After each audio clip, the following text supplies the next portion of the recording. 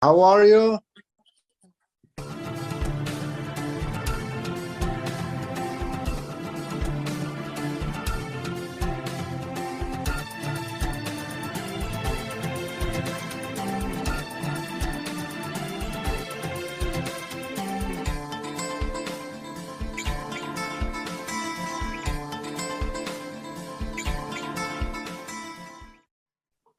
Good morning, everyone. It's Thomas Sidney Bushnell here, aka Numbers. Welcome to the Tom Numbers Show, top of your game, in association with Sight Club. And I have a fantastic guest with me today. It's Mr. Sven Göran Eriksson, the former England manager and manager of many football teams such as Lazio and Roma and Manchester City. And me and Sven have known each other for a long time. Sven, it's a pleasure to have you here. How are you, sir? The pleasure is mine. I'm fine, thank you. And you? Yeah, very good, very good. So what I do on the show is it's the podcast. It's about numbers, numerology. So, for example, A is the first letter of the alphabet, so it equals 1. B is the second letter of the alphabet, so it equals 2. C, 3, etc., all the way through to Z. So we'll talk about football in your career, but I'll notice a few things in the numbers, which just makes it a bit different, a bit interesting. So that's what it is. That's why they call me Tom Numbers. That's the nickname they give me. Tom Numbers, okay. Tom Numbers, you got it. Yeah, Tom Numbers. Brilliant. Okay. I wore a T-shirt for you today, Sven, London, because you used to live in London and very close, actually, just the other side of the park. I live on one side of Regent's Park. You live on the other. Or you used to live on the other. I lived at Park Village East, very close to the Regent Park. A beautiful place. Yeah, amazing place, amazing place. So, as we mentioned just before, Sven, when I talk about numbers, a lot of my guests will know that A is the first letter of the alphabet, so it equals 1. B is the second letter, it equals 2. C, third letter, equals 3, all the way through to Z or Z. I add up the numerical value of the words. And the proper name for numbers, numerology, is Gematria. Gematria equals 74 when you spell it, but it also comes to the word London when you spell it. So I thought it was appropriate to say that. And the word English, because you used to be the English football manager, English is 74 as well. So it's just a little bit of interest there, Sven. So it's very fun. Yeah. And I also did some numbers for yourself. So if you do Sven, the word Sven comes to 60, which comes to diamond. Goran comes to 55, which comes to JFK JR, as in the Kennedys. 55 also comes to heaven. Eriksson, you'll like this one, Sven. It comes to 110, which comes to Marylebone, which is the area, Regent's Park. You were on the Camden town side, but Regent's Park is Marylebone. It's also president, and you used to be, kind of the honorary president of the FA because you were England manager, etc. So all of those things. But add them together, it comes to 225, which comes to, interestingly enough, it comes to time travel, time machine. So I thought that was interesting. And also your birthday, both you and me are born in February. February comes to 96, which is spaceship.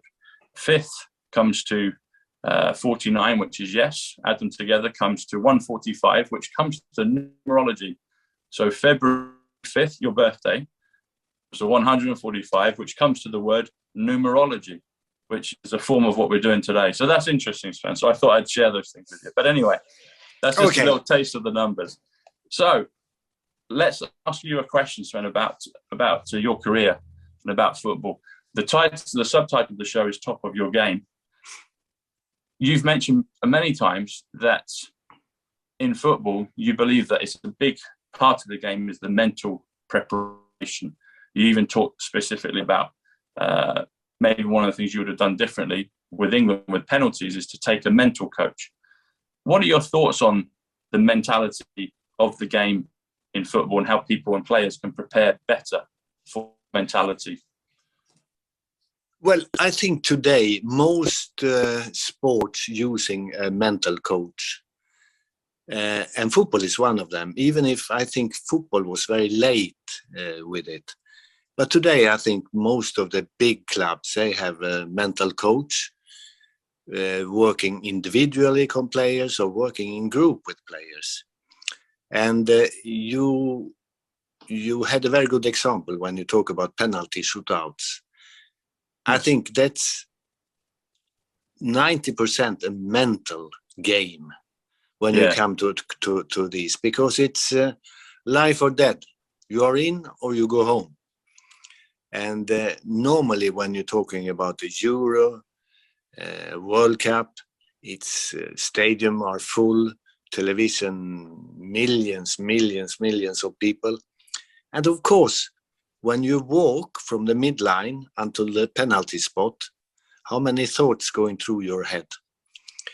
Because those guys who take that penalty, technically, they score always on training, but you can never train it, because when you are in this situation, it takes too long time. You have to, you got the possibility to think too much when you walk, and you shall take it. And you can only lose. Of course, you can win if you score, but you have everything to lose. The goalkeeper, he has everything to win, because you don't really expect the goalkeeper to take a penalty. But when they do it, they got heroes. And you expect the player taking the penalty to score. Yes. And if he doesn't, it's... so this is a good example for mental coaches to take part of a football team. But I think also in other occasions, you have those kind of players.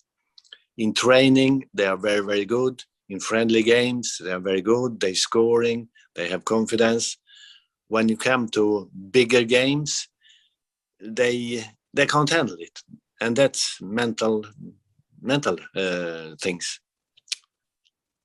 What would you say, Sven, in your opinion, is one of the best players or best teams you've seen that had that mentality?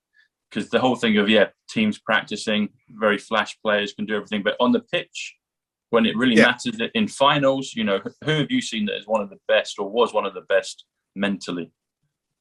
Well, in my career, I had one Swedish player and I had one player from Croatia. The Swedish player, that was many, many years ago.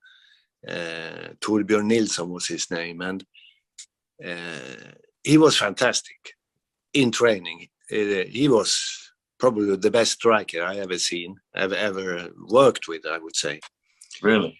But when we came to games, he failed. He was nervous. He was afraid to do mistakes and things like that. So I asked him if he wanted to have a mental coach to work with, because I told him I can't do anything more with you. And he accepted, and in 6 months he became probably the best striker in Europe. Liverpool wanted him, Roma wanted him, German clubs wanted him, and so on. So that was thanks to a mental coach. I had another one in Lazio, Alan Boksic. Yes. Fantastic player in friendly games and training, scoring for fun. Yes. He came to games, and the year, for my first year in Lazio, I think he scored 1 goal in the whole season. And wow. he missed 100, I guess it was. The same there. I spoke to him and invited him into a mental coach. And after half season, the season after, when he worked with a mental coach, he had scored 10 half season. I think he was up in 18 or something. It almost was he was not the best goal scorer in the league that year, but he was very high. And that was the same there. He became another player by working.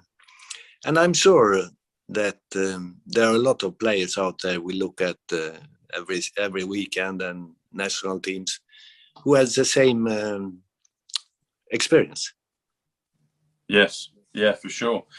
So one of the things, Sven, I remember that you're, well, maybe not so famous for, but when you were, you're from Sweden, and I read in one of your biographies that you used to be a ski jumper. Yeah, a bad one. A bad one. Yeah, I was like the eagle.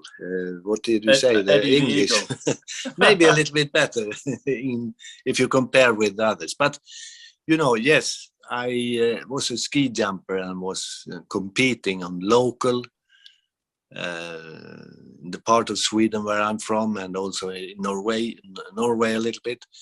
But that I started when I was 8-9 years, and I finished when I was 15. And I was not really that good, but it was winter time, and the winter time in Sweden at that time, we didn't have any indoor football pitches. So there were no football winter time. You had to do something else if you wanted to do something in sport. So it was ice hockey, cross country skiing, and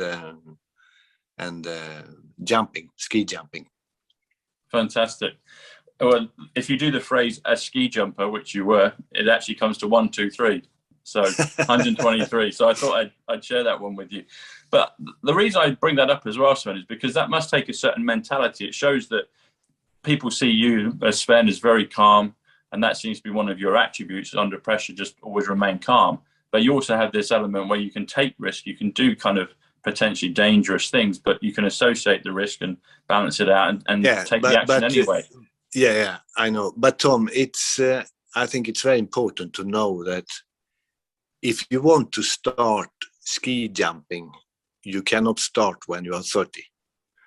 Okay. Because you would never do it. It's too scary when you're standing up there and you know that you're going to fly 50, 60, 70 meters or things like that. You don't start with that when you're adult.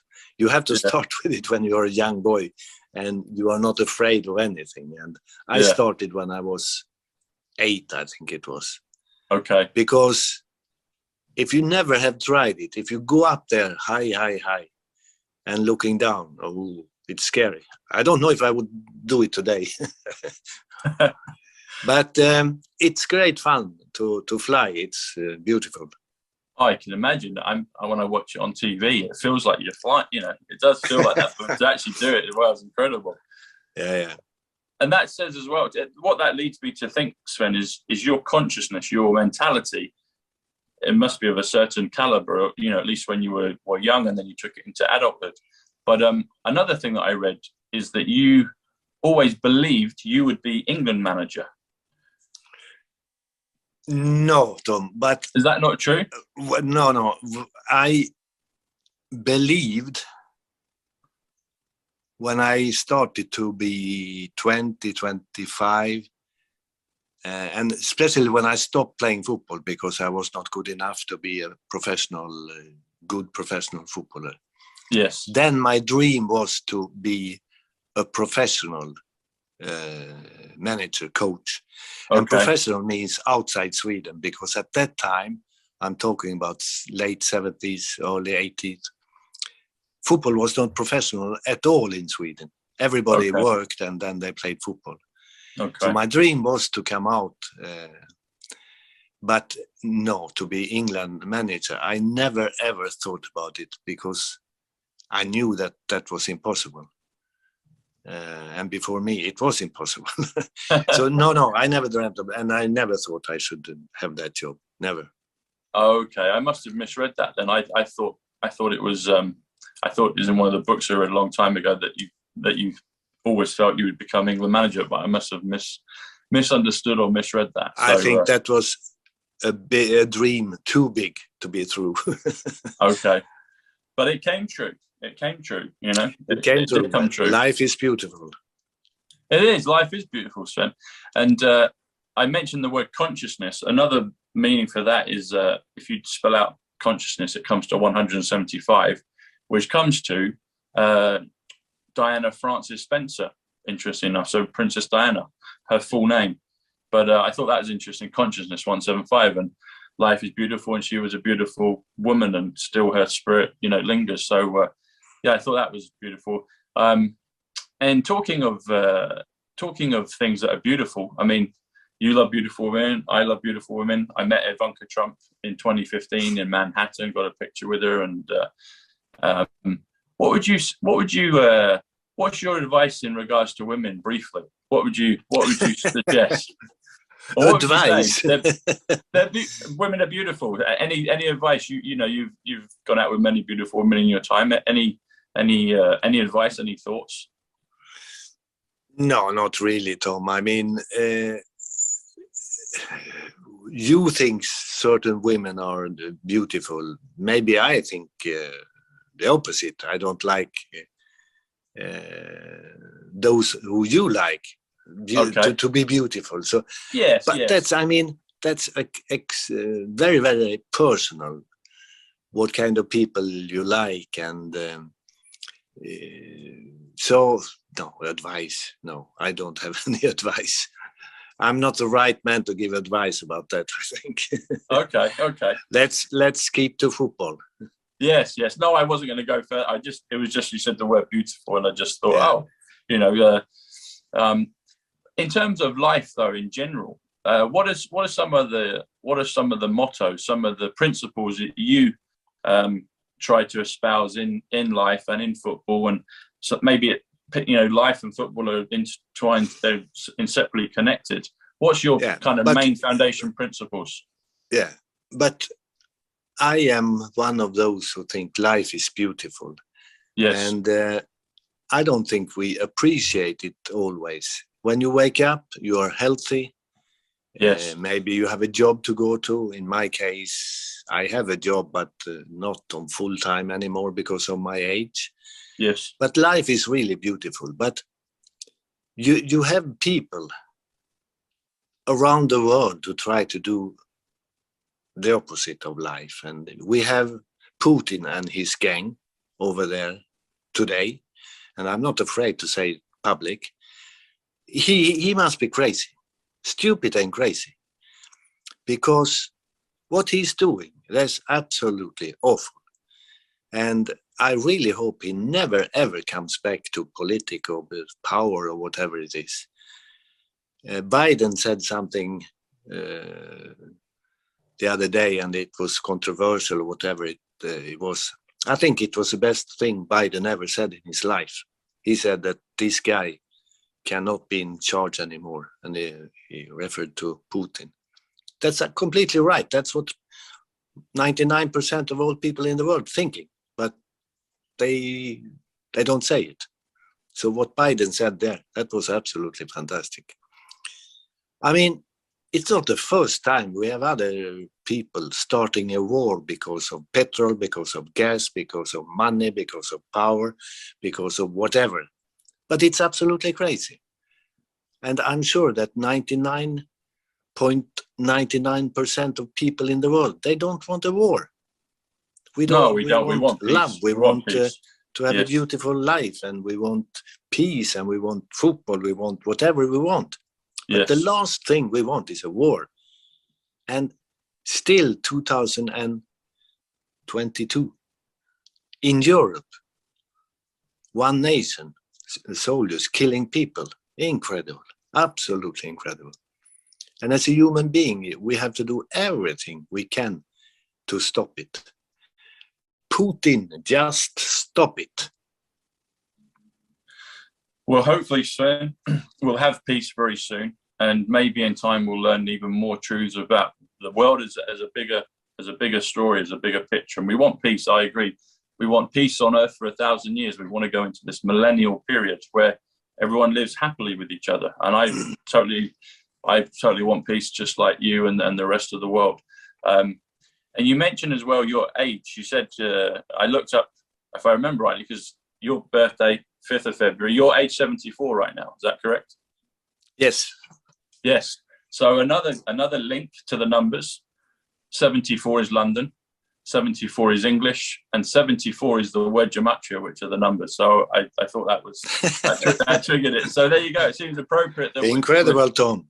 Exactly. It's incredible. And talking of beauty, football is described as the beautiful game, Sven, as you know, and as many people will know. So I wanted to ask you, what is your 1 to 11 of all-time players that you would pick if you had a dream team? And it can be players that are playing now or people that have played in the past. And some of them may have died. Then Tom, you have to phone me back next week and I will prepare that because I had so many. Okay. But if you phone me in 1 week, I can make an English team. Yes. Against the rest of the world team. And that will be a lot of good football players. Okay. That's part 2 for us there, Sven. That's perfect. We'll do that for sure. Yeah. Yeah, definitely. 1 to 11 of all-time English players and 1 to 11 of all-time. But now I'm talking only about players I had as a manager. Yeah. With players I managed. Okay. So you players. There will be 2 extremely good teams. I promise you, Tom. Okay, let's do that, Sven. I'd love that. That would be fantastic. All the England players you managed, 1 to 11, and then rest of the world players. Okay, you're on. That's part 2, Sven. Brilliant. Yeah. Okay. And another thing, Sven, is outside of football, what are some of your hobbies and interests? People would maybe be interested in knowing what kind of other passions do you have. Football is one of your passions, for sure, and beauty in life and having a good life. I exercise more or less every day. Walking, running, playing paddle, playing tennis, going to the gym, swimming a little bit. Yes. Because I feel physically good, but even more mentally when I do it. Yes. I'm not trying to win any big games or big marathons or things like that. I do it just because I love it and I feel very well doing it. Other things, I like to read, especially memories and historic things. I'm looking at news and football on TV. Very seldom I look at a film or something like that. Okay. Before the Corona, I like to travel. But Corona killed most of the plans, and I've not really come back to it. But I will start to travel again, and I have some speeches here and there, which I like. Yes, I have a good life, and I'm very happy, even if I'm not sitting on the bench of England or Sweden or Liverpool. I'm happy anyhow. Before we go, Sven, like we said, we'll do the 1 to 11 for your team, England team, and the rest of the world next week. But other than yourself, who do you think that maybe Manchester United will hire as the new manager? Anyone you think, if it was your job to pick, do you have a preference on who you might go for, or who you think could go for? That's a difficult question, very, very difficult. I always thought for months that United have the manager they have now. It's for just the rest of the season, and I thought they had one already in the back of the head. It should be strange if they didn't. Yes. I don't know who it should be, but I mean, I know one who for sure. I don't know if it's going to stay in the job he has, Mancini. He was considered one of the best coaches in the world some months ago. When he won the Euro. Yes. Now, I don't know if he's going to stay in Italy because they were knocked out. They will not take part of the World Cup, which was incredible. There you have a good name, for sure. Roberto, but I don't know who. I think the board of United will decide, and I hope they do it right, because United has not been what people expect United to be since Sir Alex was there. Yes, and that's a long time now, and they tried many different managers with okay results, but not the Manchester United we saw with Ferguson during, I don't know, a lifetime, more or less. Yeah, a lifetime, yeah. talking of Ferguson, I think there might be other people who've done it. I don't recall any. You played him 3 times, I believe, and you won 3 times. Yeah. I guess I'm the only one. Yeah, I think so. We were, maybe we deserved to win all 3 games. One was with Lazio, the European Super Cup. We won 1-0. And then twice in the Derby City against United. And of course, there were big games and a lot of expectation. And the big favorite at that time was United. City was not what City is today. Yes. But we managed to win twice, and that was very, very good. Of course. Good for the fans, because I think at that time for City to beat United, that was probably the match of the year for many fans at that time. Oh yeah, well that would have been at that time. It was probably like winning the league. Today it's more normal. Yeah, today it's more normal. And just before you go, Sven, we talked about managers. You talked about Roberto Mancini. Obviously, Gareth Southgate. So Gareth was one of your players. I know Gareth a little bit. You probably know him better. Actually, interestingly enough, the word manager comes to 59, which also comes to Gareth. So it seems appropriate that he's the manager. But my question is, did you see Gareth as a potential manager when you had him as a player? And did you ever see or feel that he could go on and become such a success that he has done with England? Well, yeah, maybe, because he was a very serious guy when he was a player. I'm talking as he was as a player now. Yes. Very curious. I think he noticed in a good way, I think, everything we did in training. So if you had asked me at that time, maybe yes. I think he showed that. And in my past, I had Mancini, for example, and I knew that he should be a manager, for sure, because he was thinking football 24 hours a day, always. And football was his life, and he asked, why are we doing this? Can't we do like this? And things like that.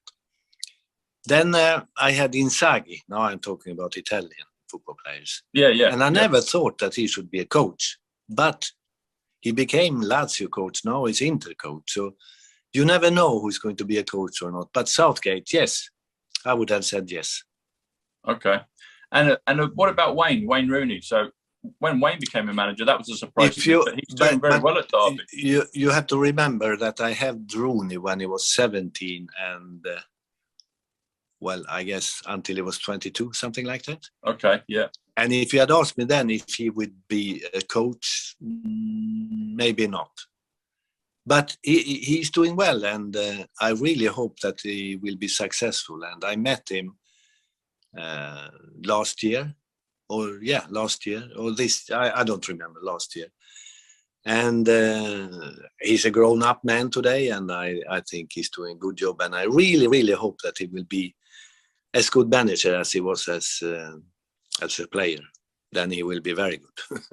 Yeah, of course. I saw a quote yesterday, came up on YouTube, I think from the Sun newspaper, and he basically said he was offered the Everton job, but he turned that down, and he wanted to stay with Derby, but he wants to keep it so that he can prepare himself at some point in the future to be Manchester United manager. That's what he wants to do. Well, who knows? Maybe. Yeah. But I think it's good for everyone who wants to be a manager that don't go too far, too quick. Yeah. It's very important to learn. I'm sure that Rooney has nothing to learn about football on the pitch, but a lot of things around to be a manager of a big club, to be a manager in any club. But if you are in a big club, of course the pressure is there, and you have to handle not only players, you have to handle the press, the media, supporters, sponsors. It's a big job if you talk about United. Huge job. How do you handle pressure as a manager, Sven? How do you handle it? Well, I think you should prepare yourself that life in football is beautiful and it's very tough sometimes. But that's football, that's sport. And you know, before you take any job in football, you will not win every game. That's absolutely impossible for any team in the world. You can win big trophies and you can miss it on the last game, or you have a bad season, and that will happen. And then it's very important and stand up and don't be too worried. Stick to your principles normally. Try not to change every time you are criticized, because you cannot change every month the system of playing and things like that. Try to do what you think is the right thing. But you never know what's happening in football, and that's why people going there and look at it. That's it. That's why it's so interesting. It's always different. You never know necessarily what's coming, and that's what keeps it such an exciting and passionate and intriguing game for all of us. So yes, Sven, it's been a pleasure this morning. Thank you for your time. Thank you, Tom. And, we speak next week. We'll do next week, part 2, and you'll have your all-time England team and all-time I will prepare World 11. What's that? I will prepare myself, I said. Oh, yeah. Thank you. Yeah, fantastic. Thank you, Tom. Sven. Take care. God bless. See you next week. Take care, Sven. Bye-bye. Bye. Bye-bye.